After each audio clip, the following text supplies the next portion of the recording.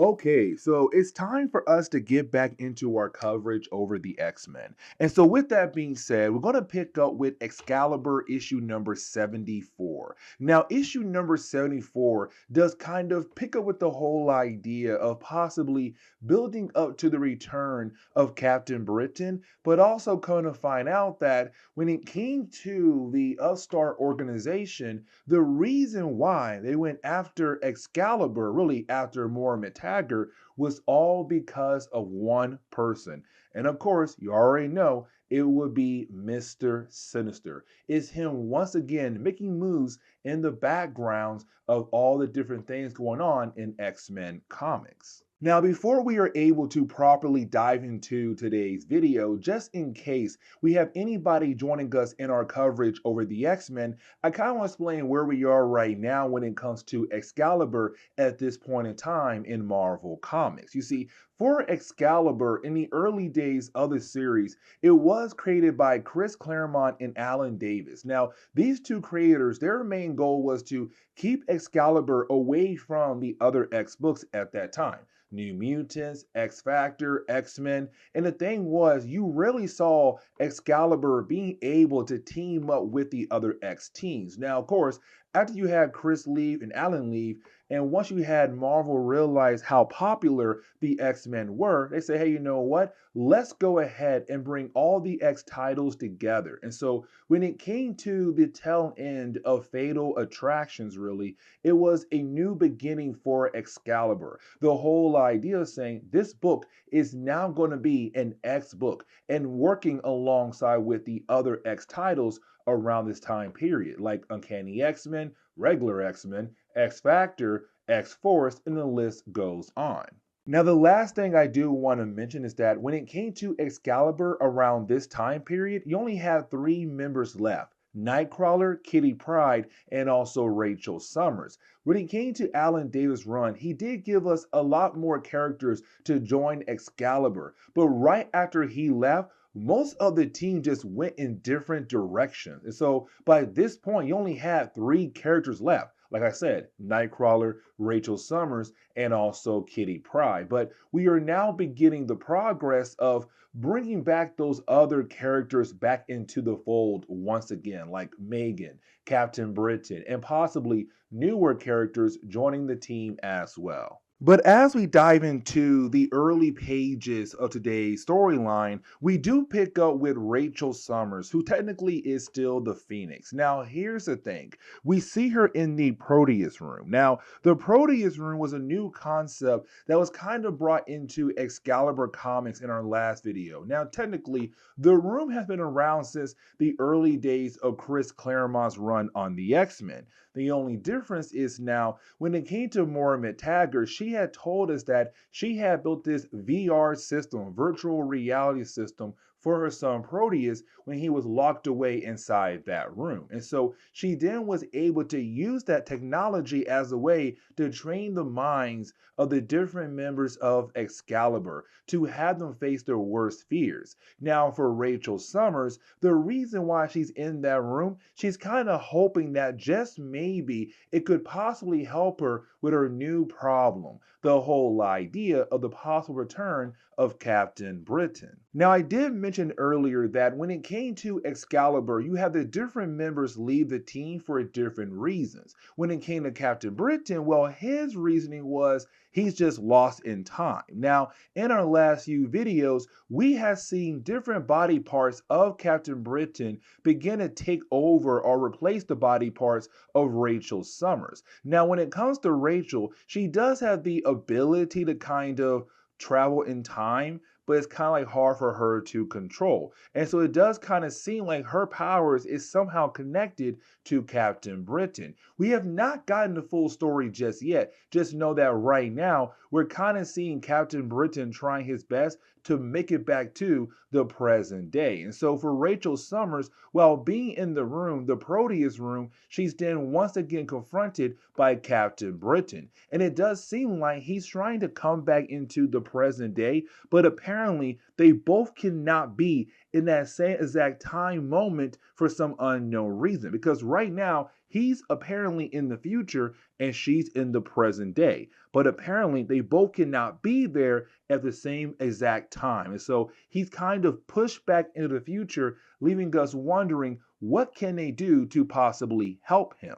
Now we have to transition over to Moira Taggart, Warwick Campbell, and Kitty Pryde. Now, Warwick Campbell is technically a new character, but for Warwick, he's there to kind of help out Moira Taggart to hopefully find a cure for the legacy virus. At that time, Marvel Comics, when it came to the legacy virus, it was killing off mutants left and right. And so their main goal was to hopefully find a way to find a cure to that virus. Now, with all that being said, when it comes to Worry, Mormon, Taggart, and Kitty Pryde, they gotta stop what they're trying to do to help out Megan. As we all know, for Megan, she is the main lover to Captain Britain. But with them being lost in time, she had completely shut down in some state of depression where she's unable to move, she's unable to talk, she's unable to control her powers. Now, when it comes to Megan Powers, she has the ability to shapeshift, but right now it seems like she had completely lost control of that power. Now, when it comes to Megan, for a good while there, she had a hard time kind of being able to control her powers until she met Captain Britain. And that kind of began the whole process of her beginning to learn how to control her powers in a better way. But it seems like with him being lost in time, it kind of seems that she lost the idea of how to control those powers. Either way, you having Worry and also Moira Taggart and Kitty Pryde trying their best to fully understand how can they help Megan out to bring her back into a normal state of mind. Now, you do have Rachel Summers walk into the room. Now, when she does, Megan looks at Rachel as like there is a possibility that Rachel could help her get Captain Britain back. It's kind of like Megan knows that Rachel has been communicating with Captain Britain in different ways, that she kind of knows that Rachel could possibly be the key to bring back Captain Britain. But for Rachel, she does not express or tell anybody anything at all about what had just happened to her earlier on in this storyline. But either way, for Moira Taggart and also Worry, they show Megan an image of Captain Britain and the way she moved, the way she kind of shows she's in pain, or the way she moved her hand, it kind of showed that this is connected to the idea of Captain Britain being gone and why she's like this at the moment.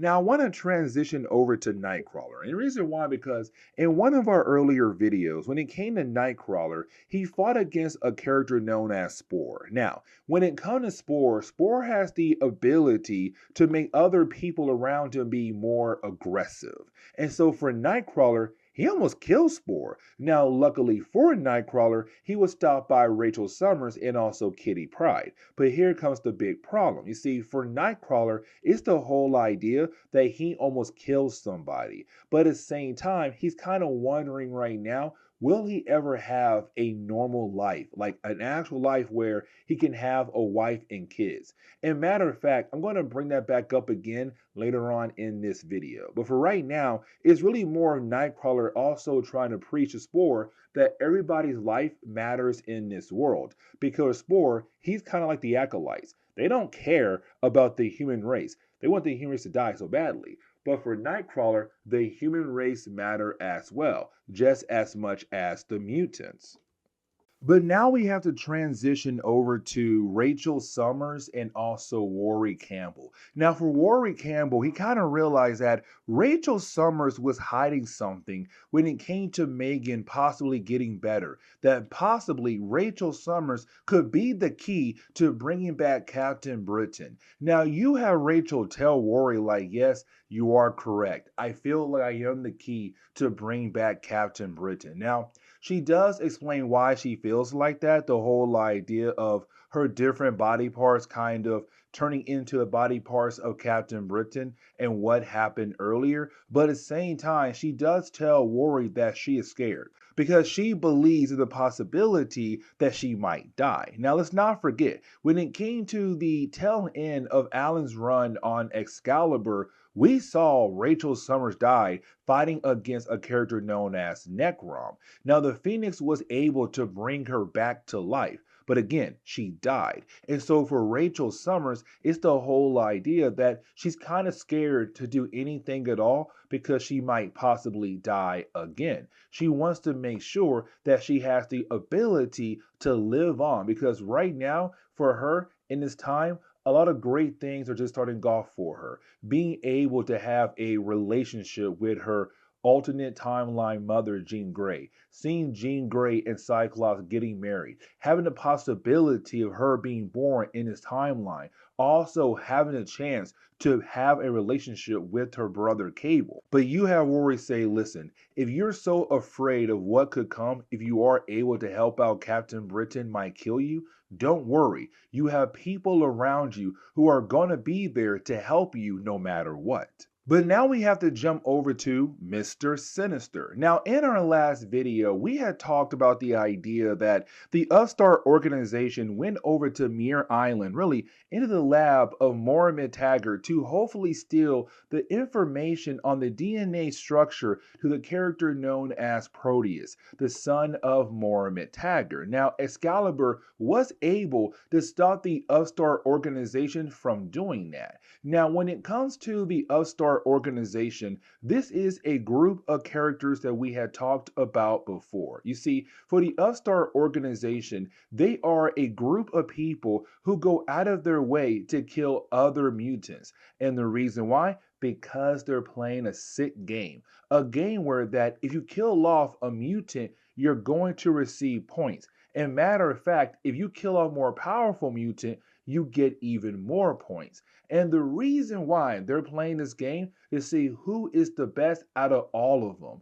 If you have the most points, you become the top dog in the entire organization. Now, for the Upstart group, they had sent over Sienna Blaze to finish the job for Mr. Sinister to get the information on the DNA structure of Proteus. Except when Sienna Blaze had arrived over to the island, she was confronted by, well, Excalibur. And really, she had a fight against Rachel Summers, who has the power of the Phoenix. So that was an easy loss for her. But after losing, she ran away. Now, for Sinister, he's not happy about the idea that she had failed the mission. But once she says she has scratched Rachel Summers, oh, the man is really excited. And the reason why, because now she has skin particles of Rachel Summers underneath her fingernails. And for Sinister, that is great because now he has the DNA of Rachel Summers, the daughter of Cyclops and Jean Grey from an alternate timeline. As we all know, for Mr. Sinister, he loves the idea of playing around with the genetic codes of the Summer family. Now, real quick side note here, and I do know some of you guys out there are going to hate this, but I'm going to have to repeat myself once again when it comes to the whole idea of Rachel Summers. And the reason why, because, okay, for Rachel Summers, she's right now feeling miserable. The whole idea of possibly helping out Captain Britain might kill her off. And if she does die, it's going to suck a lot because right now, for her, everything is going great. Like she is loving life, but she knows that she could be the key to bring back an old friend who's been lost in time forever, who should be in this time period at the moment. But if she does that, she's going to die. Now, the reason why I'm bringing that back up again, because you also have Rachel Summers begin to think about her actual past. The whole idea of coming from the Days of Future Past timeline. And so with her thinking about that, it's really more of her kind of wondering, how would Rory feel? This is the moment where we see that she does have some feelings for Rory, and she hates the idea of him finding out about her past and just declining her. Like, hey, listen, we can't be together because of your past. But before she is able to think more about it, she hears a knock on her door, and it is Rory. Now, I want to jump back over to Nightcrawler. Now, for Nightcrawler, it's really more of him, like I said earlier, the whole idea of wondering if he'll be able to have a normal life with a normal wife and have some kids. Now, for Nightcrawler, his love life completely sucks, especially right now with the whole idea of losing his last girlfriend, Sarai, because she was technically a wanted criminal in the Shi'ar Empire. For Nightcrawler, he's kind of wondering, will he be able to find any kind of love at all? But now it's also Nightcrawler wondering, who is his parents? Like, who is his mother? Now, here's the thing. This is going to lead into X-Men Unlimited issue number 4, where we do learn whose Nightcrawler mother is. Because in the last few videos, we have been seeing small hints dropping the whole idea that a big secret is coming out very soon when it comes to Mystique and her connection to Rogue and also Nightcrawler. Now, I want to transition over to Kitty Pryde. And really, it's more Kitty Pryde still trying to adjust to the fact that Illyana is dead. Now, as we all know, for Illyana, she was the younger sister for Colossus. Now, she was part of the New Mutants. She was aged up. She did become magic. But then after X-Men Inferno, she was de-aged back down into a child again.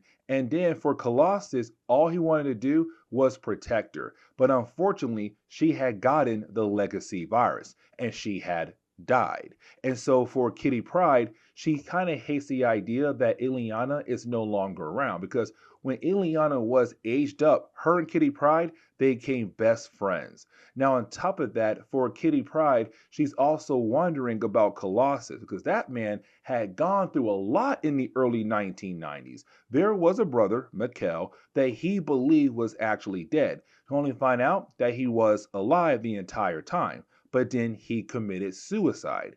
And then Colossus' parents were killed off by the Russian government. And then finally, Illyana, his younger sister, was killed off by the legacy virus. And so for Kitty Pryde, she knows that Colossus is going through a lot at the moment.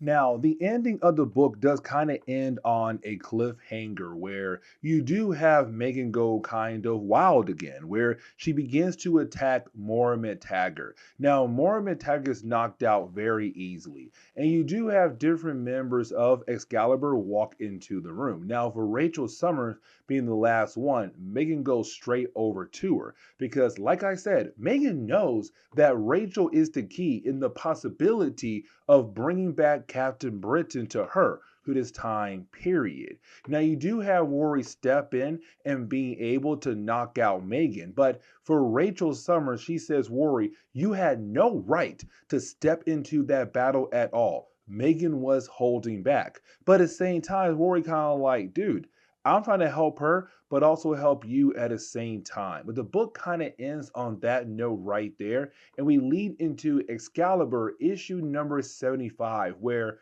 there is a possibility that Rachel Summers might no longer be the Phoenix. And this is where we're going to end today's comic book video. So guys, see y'all next time. Later.